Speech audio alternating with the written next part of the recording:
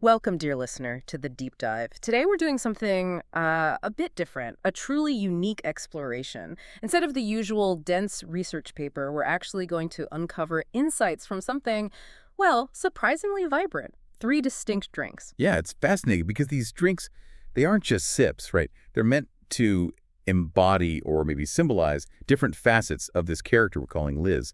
Think of it like a liquid portrait, painted with history, culture, and just pure essence. A liquid portrait. I like that. That's exactly it.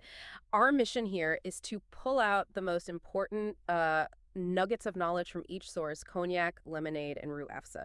And then, crucially, show how they kind of weave together, how they create this surprising multi-layered character. I think you'll find some really intriguing connections.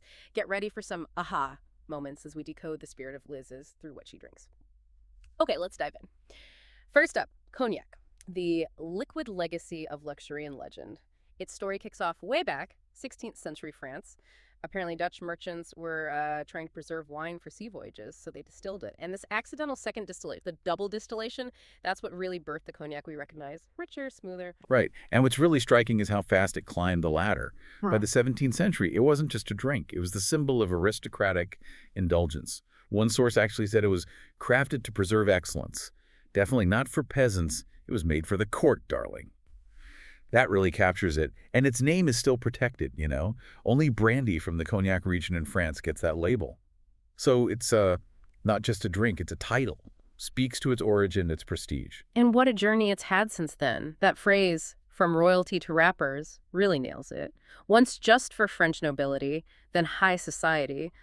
But how did it end up being so huge in hip-hop culture? You know, in the 90s, the 2000s. That's a key point. We're talking Busta Rhymes, Jay-Z, Diddy, making Hennessy, Remy Martin, these brands, just household names. Exactly. And I think that really shows how timeless cognac is. It manages to reinvent itself without lowering its standards. That's the key. Its secret weapon, maybe, is that unwavering quality, the deliberate, slow process behind it. That lets it keep its prestige even when new audiences discover it. And that process, the art of making it, is incredibly precise. It starts with specific grapes, right? Mainly Uni Blanc white grapes. Yes, those are crucial. They're chosen because they've got high acidity, low sugar. That makes for a really clean, crisp base, which then, after that double distillation, develops all that signature complexity without being, overly sweet. And the craftsmanship is rigid. It absolutely must be double distilled in those traditional copper pot stills, and then aged in French oak barrels. Minimum 2 years, but usually way longer. The whole thing just demands extreme precision and patience. It's about slow maturation, careful blending, not churning it out quickly. Right, and that precision carries through to how it's categorized, too. Based on age, you've got VS, a very special, that's at least 2 years. VSOP, very superior old pale, 4 years minimum. And then XO, extra old, which is at least 10 years old. And the ritual around drinking it is just as important for understanding its essence. It's almost always neat in a specific glass, a tulip glass. You swirl it, you warm it with your hand, you never rush it. The sources really emphasize this. It's not a shot, it's a ceremony. That's quite something, isn't it? In our world of instant everything, a drink that demands that kind of respect, it really stands out. It forces you to slow down, appreciate the craft, the moment. So symbolically, what does it all add up to? It's definitely prestige in a glass. It echoes legacy, elegance, and confidence. It feels comforting somehow, but also maybe a bit dangerous, like secrets. One source had this great line, fun like winning a power struggle in satin gloves. That's perfect. Which means its power isn't about being loud or aggressive, right? It's subtle influence, strategic grace, winning sophisticatedly. That image really nails what cognac represents. Sophistication, power, reverence, intellect, control, all of that. It often plays the role of the closer. The drink you have after the deal is done, the war is won, the legacy is sealed. It's been linked to mob bosses, moguls, and monarchs. And its social perception is potent. It just says, I've already won, without you having to brag. Okay, and this is where it gets really interesting for Liz. This is deep Liz. It's luxe, it's calculated, it's commanding. It's the drink of queens who don't need to scream. They just sip and smirk. Maybe after winning one of those satin glove power struggles, it really feels like Liz in liquid form, her strategic, formidable self. Absolutely. And the sensory details just fit perfectly with that persona. Best at room temp or maybe gently warmed. Taste-wise, you get vanilla, spice, dried fruit, toffee, oak, and just this undeniable sense of luxury. Textures silky, smooth, bold. One source said it coats your tongue like secrets. Suggests that richness, that complexity that just lingers. Its energy is indulgent, grounding, commanding, really regal. It doesn't buzz, it throws. Yeah, meaning it gives you this deep, established sense of power, not just a fleeting buzz. Best time for it. Evenings late. Post-conquest, as one source put it. When the spotlight's off, but you're still shining. Makes sense. You associate it with fall, winter, holidays like Christmas, New Year's Eve, victory parties, often seen with the 30-plus crowd. And culturally, it's interesting. Older generations see tradition, right? Yeah. But Gen Z apparently sees it as aesthetic weaponry, like a tool for projecting a certain powerful, curated image. That's fascinating. And you also have that deep cultural respect among Black artists and communities. For them, it's a symbol of wealth, resistance, and refined taste. Lots of layers there. Okay, so cognac reveals Liz's strategic, powerful, luxurious side. Got it. Now let's completely switch gears to lemonade. This reveals a totally different facet of her character, doesn't it? Maybe more resilient, outwardly bright. Oh, absolutely. Yeah. A total shift. Its origins might surprise you, too. It goes back to ancient Egypt. No way, Egypt. Yeah, around 1000 AD, they had something called katramizat, basically lemons and sugarcane, kind of wild. Wow. I just picture, kids with lemonade stands, that classic American summer thing. Well, that's definitely part of its journey. But it spread through the Mediterranean first, then had this explosion in popularity in 17th century France. They even had carbonated lemonade sold by street vendors in Paris back then. Huh. So it had quite the life before it became the symbol of American summer and childhood wholesomeness. Exactly. Its evolution really speaks to how adaptable and universally appealing it is. And of course, you have that famous saying, when life gives you lemons. That really sums up the resilience aspect, turning sour into sweet. It does, and its journey is remarkable. From an ancient medicinal elixir to that Parisian street drink, to the suburban entrepreneurial rite of passage with lemonade stand. And then you can't ignore Beyoncé's Lemonade album. That just completely transformed it culturally, made it a potent symbol of feminine rage, empowerment, and rebirth. Yeah, that was huge. A cultural moment that, as the source said, Liz practically co-authored in spirit. It shows how lemonade can carry these really deep personal and collective meanings. Totally. And yet the ingredients are so simple at heart. Fresh lemon juice, water, some kind of sweetener sugar, honey, agave. Maybe add herbs, berries, or fizz if you want. True, but the skill isn't getting that tart-sweet balance just right. That takes precision and panache, as one source put it. It's not as easy as it looks. You need a good intuition for flavors to make it really sing. And there are variations. Pink lemonade sweeter, cuter, sometimes spiked. Or sparkling lemonade, which apparently is Liz's default. Interesting. You see it served at brunches, showers, picnics, places described as social flex spots, where people gather and kind of present their best selves. Yeah, and connecting that to the bigger picture, lemonade really encourages hospitality. Ingenuity, too. Those lemonade stands are like early capitalism for kids. Plus shared summer joy, emotional resilience.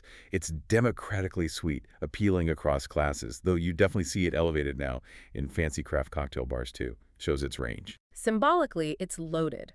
Transformation, bitterness to sweetness, femininity bright and soft, but also acidic if crossed. Nostalgia, renewal, empowerment. It's described as refreshing, accessible, dramatic like a diva in a sundress. Meaning, charming and approachable, but with this underlying strength and definite flair. So for Liz, how does that resonate? Well, the connection feels really clear. Liz is the lemonade, delightful, dazzling, and just acidic enough to command respect. She takes life's lemons, the challenges, and turns them into something beautiful, always in designer heels, apparently. So it speaks to her ability to handle adversity with style and grace, turning negatives into positive. Exactly. And sensorially. Always cold, obviously. Taste is tangy, tart, crisp, juicy finish, texture smooth, maybe pulpy, maybe strained and elegant. The energy is interesting, both energizing and indulgent. It wakes you up with flair, then makes you crave more. Right. Best time. Late morning to golden hour, and crucially, always when people are watching, reflects that bright, almost performative quality. It's mainstream, yeah, but it kind of flirts with counterculture. Often underestimated. Safe until it slaps. Here's till it slaps. Yeah, like it seems harmless, but it can surprise you with its underlying punch or power. Gotcha. And different generations see it differently, too. Seems so. Boomers, nostalgic domestic. Gen X theater. Gen X millennials, more indie, nostalgic chic. Gen Z aesthetic, refreshing, totally memeable. Just keep staying relevant. Okay, cognac for power, lemonade for resilient brightness. Yeah. Now, for our third drink, Rue Afza, the soul refresher. This unlocks yet another layer of Liz. And this one has really fascinating medicinal roots, created back in 1906, 1907 by a Unani herbalist, Hakim Hafiz Abdul Majid, in Old Delhi. That's right. Initially, it was a medicinal syrup, meant to fight heat fatigue, dehydration. Yeah, and the name itself is so insightful. Ruh Afza. It means soul refresher in Persian. That perfectly captures its goal. Revive spirit and body. Its roots are deep in Unani medicine, using cooling things like rose and vetiver to soothe and revitalize. And it became this incredible unifying icon, consumed across religions, classes, ages. It's the unifying drink during Ramadan, Eid, Diwali, family gatherings. After partition in 1947, the company, Hamdard, expanded separately in India, Pakistan, and Bangladesh, which just shows its enduring appeal across these diverse communities. That's pretty amazing how it went Yeah. from this medicinal tonic to a cultural icon and summer staple. And it keeps evolving. Today, you can get it ready to drink, not just the classic syrup. Milkshakes, fusion drinks.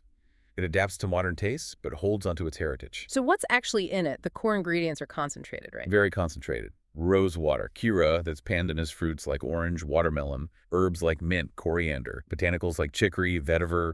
It's quite a blend. And making it is simple. Just mix with water or milk. Preparation is deceptively simple. Yeah. Mix the concentrate with cold water or milk, add ice. People also use it in desserts like faluda or kulfi. But the real skill lies in ratio mastery. Getting that perfect balance of floral, fruity, herbal notes.